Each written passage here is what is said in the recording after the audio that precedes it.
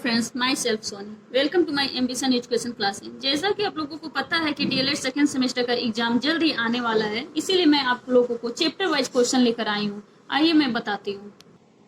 जैसा कि आज मैं आपको यूपी डीएलएड सेकेंड सेमेस्टर का फर्स्ट चैप्टर का कुछ इंपॉर्टेंट क्वेश्चन बताऊंगी।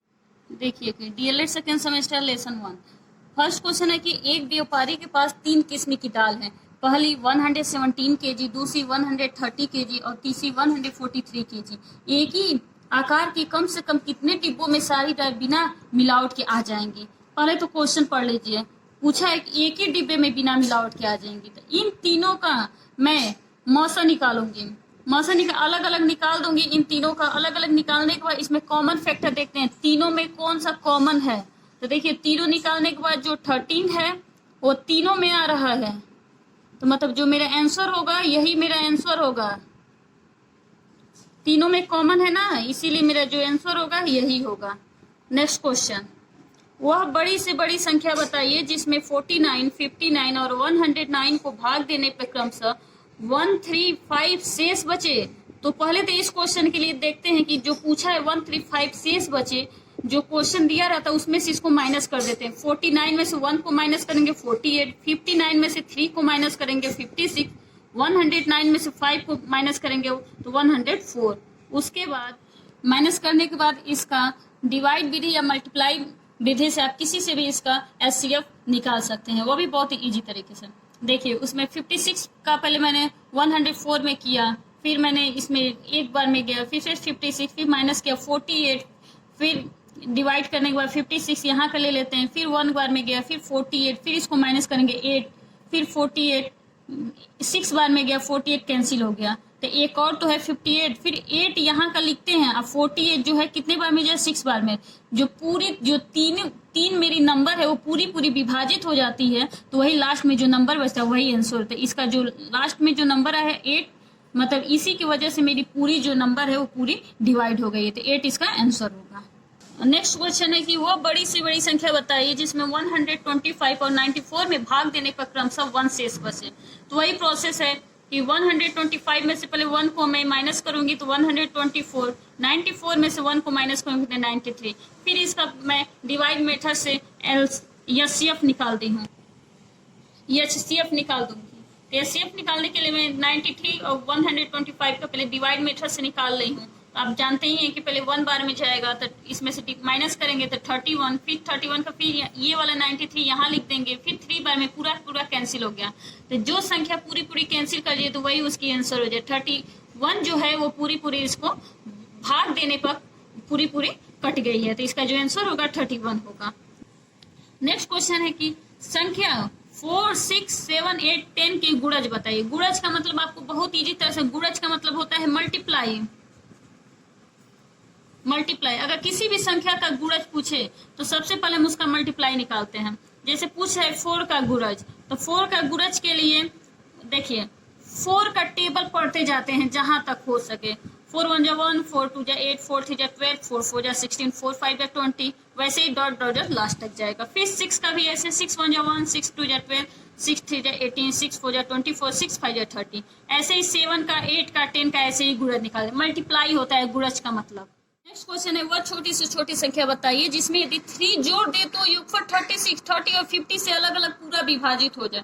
तो इसका मैं मल्टीप्लाई मेथड से एलसीएम निकालूंगी। 36, 30, 50 का एलसीएम निकाल लेंगे। एलसीएम निकालने के बाद जो आ रहा है उसका मैं आपस में मल्टीप्लाई कर दूंगी। मल्टीप्लाई करने के बाद आंसर इसका 900 आया है। इसमें बोला 3 जोड़ दे, जब जोड़ने को बोले तो माइनस करते हैं, तो इसमें से 3 माइनस कर देंगे, तो जो इसका एलसीएम आएगा 819 है कि 3 लकड़ी के साथ क्रमशः 36 मीटर, 54 मीटर, 63 मीटर लंबे है तथा इन्हें बराबर छोटे छोटे गुट को बांटना है। प्रत्येक गुट को की अधिकतम लंबाई क्या होगी? 36, 54, 63 का एचसीएफ निकालेंगे।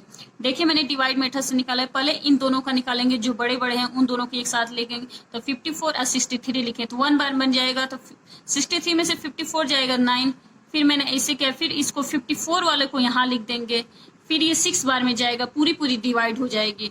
फिर मैं इसी 9 को यहाँ लिखूंगी, एक और तो बच रहा है 36, फिर 9 को 36 में डिवाइड कर देंगे, 4 पूरी विभाजित हो गई, मतलब जो आंसर मेरा होगा वही 9 की 4 अंकों की छोटी से छोटी संख्या बताइए जो 2, 3, 4, 5, 6 और 7 से पूरी विभाजित हो जाए। तो सबसे पहले हम इसका एलसीएम निकालेंगे। 2, 3, 4, 5, 6, 7 का एलसीएम निकालेंगे। एलसीएम निकालने पर जो मेरा रिजल्ट आया है वो उसका मल्टीप्लाई किए हैं तो मेरा 420 आया। लेकिन क्वेश्चन में पूछा है कि 4 अंकों की छोटी से छोटी संख्या, तो 4 अंकों की छोटी, जैसा कि हम जानते हैं कि 4 अंकों की छोटी संख्या 1000 होती है, तो 4 अंकों की छोटी संख्या मुझे लाने के लिए 420 को मल्टीप्लाई किए हैं मैं 3 से मल्टीप्लाई किए तो जो मेरा रिजल्ट आया 1260, यही मेरा आंसर होगा। जैसा कि नेक्स्ट क्वेश्चन है, वह बड़ी से बड़ी संख्या बताइए जिसमें 23, 35, 41 से भाग देने पर प्रत्येक दशा में 5 शेष बचे। इसको निकालने के लिए 23, 35, 45 का सबसे पहले एचसीएफ निकालेंगे। तो एचसीएफ निकालने के सबसे पहले बड़े का लेते हैं, 35, 41 का पहले एक साथ लेंगे, फिर लेने के बाद जो लास्ट में बचे उसके साथ 23 का लेंगे। तो जो मेरा रिजल्ट है देखिए, पहले 35, 41 को लिए हैं तो 1 बार में गया, तो 41 में से 35 को माइनस किए हैं तो 6, फिर 6 का 35 में लिए 5 बार में गया, फिर 30, फिर 5, 6, ऐसे लास्ट में मेरा जो हुआ है 1 का 5 बार में गया, तो मेरा जो आंसर बचे है 1, क्योंकि 1 से ये 23, 35, 41 पूरी से डिवाइड हो जा रही है। तो इसमें पूछा है कि प्रत्येक दशा में 5 शेष बचे। जब शेष पूछा है तो 1 में 5 को जोड़ देंगे तो जो मेरा आंसर होगा यही 6 मेरा आंसर हो जाएगा। जैसा कि नेक्स्ट क्वेश्चन है, 3 अंकों की वह बड़ी से बड़ी संख्या बताइए जो 6, 9, 12 से पूर्ण विभाजित हो जाए। तो बड़ी से बड़ी पूछा है तो मैं इसके लिए एचसीएफ निकालूंगी। तो 6, 9, 12 का एचसीएफ निकालेंगे। तो एचसीएफ निकाल ली है मैं। एचसीएफ निकालने के बाद 2, 3, 2, 3 मल्टीप्लाई किए 36 आया। लेकिन पूछा है कि 3 अंकों की वो बड़ी से बड़ी संख्या, जैसा कि हम जानते हैं कि 3 अंकों की बड़ी से बड़ी संख्या 999 होता है। तो उसके लिए मैं 36 को मल्टीप्लाई करते करते जाना चाहिए कि 999 के करीब आए। तो मैंने 36 को 27 बार मल्टीप्लाई किया है तो 972 आया है, जैसा कि यही मेरा आंसर होगा। नेक्स्ट क्वेश्चन है कि x³ y माइनस XY³ का गुणनखंड ज्ञात कीजिए। तो इसमें सबसे पहले मैं क्या करूँगी, x³ y माइनस XY³ का गुणनखंड निकालने के लिए इसमें XY इसमें से कॉमन ले लेंगे तो यहाँ XY कॉमन लेंगे तो x² माइनस y² बचेगा। जैसा कि हम जानते हैं कि x² माइनस y² का फॉर्मूला होता है एक ब्रैकेट में x प्लस वाई, दूसरे ब्रैकेट में x माइनस वाई। तो एक्स वाई लिख देंगे, x minus y x plus y. Question है x power 4 y minus x y के पावर 4 का गुणनखंड ज्ञात कीजिए। सबसे पहले मैं क्या करूँगी, इसमें x y कॉमन ले लेंगे। तो x y कॉमन लेने के बचेगा x³ minus y³। x³ minus y³ का फॉर्मूला होता है एक ब्रैकेट में x माइनस वाई, दूसरे में x² plus y² plus xy। यही मेरा रिजल्ट होगा। जैसा कि नेक्स्ट क्वेश्चन है, 2 संख्याओं का अंतर 48 है। इनमें से बड़ी संख्या से छोटी संख्या से भाग देने पर भागफल 5 है, शेषफल 0 है। दोनों संख्याएं ज्ञात कीजिए। जैसा कि हम इसको सपोज कर लेंगे कि पहली संख्या x और दूसरी संख्या y है। पूछा है कि 2 संख्याओं का अंतर, तो x minus y equal to 48 question में गिवन है। फिर कहा है कि बड़ी संख्या में छोटी संख्या से भाग देने पर भागफल 5 है, तो x अपन y इक्वल 5।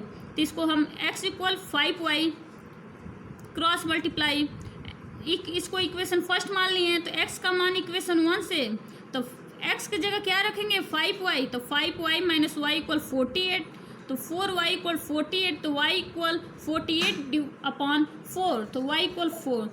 तो y का मान निकल गया, तो मुझे x का मान निकालने के लिए इक्वेशन फर्स्ट में y का मान रख देंगे। तो x माइनस 12 इक्वल 48, तो x इक्वल 48 इधर जाएगा तो प्लस 12, तो x इक्वल 16। देखिए x इक्वल 60 और y इक्वल 12, यही इसका रिजल्ट होगा। जैसा कि इस चैप्टर का लास्ट क्वेश्चन है कि एक बगीचे में 2025 पौधे लगे हैं। प्रत्येक पंक्ति में उतने ही पौधे लगे हैं जितने बगीचे में पंक्तियां हैं। प्रत्येक पंक्ति में कुल कितने पेड़ लगे हैं।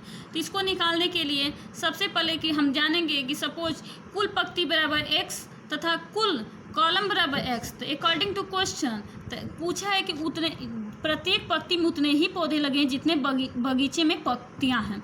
तो x² इक्वल टू 2025। तो इसको मैं क्या करूँगी, स्क्वायर रूट निकालूंगी, तो x इक्वल 45, यही मेरा रिजल्ट होगा।